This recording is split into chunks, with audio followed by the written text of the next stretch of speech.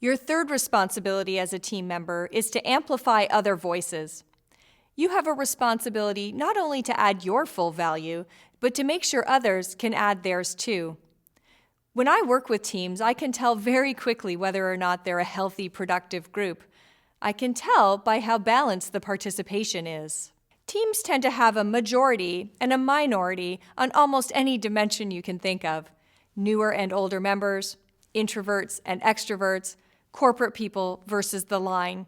Teams tend to be unbalanced. That causes teams to have very skewed discussions. It's a team full of line people and there's only one person bringing the corporate perspective. Or it's a team full of corporate people and only one person is bringing the line perspective. On these teams, too many people think alike. Drowning out minority voices means losing the value that they could add. It'll make your team less innovative because the majority represents the status quo. It'll also miss that chance to see risk because you're seeing things from a different perspective.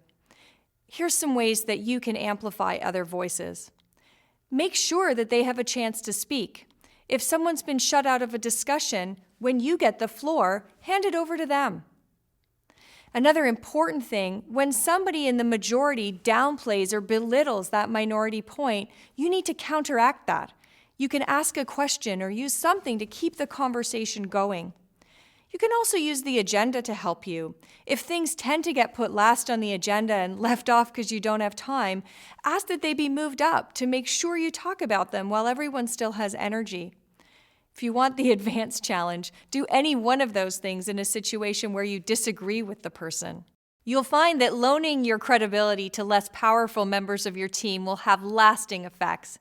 Their confidence will grow, and you won't have to provide as much support for long.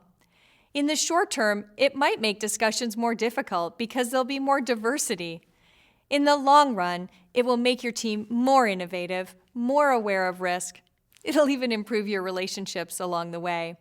When you change the way you deal with minority points of view, you will change your team.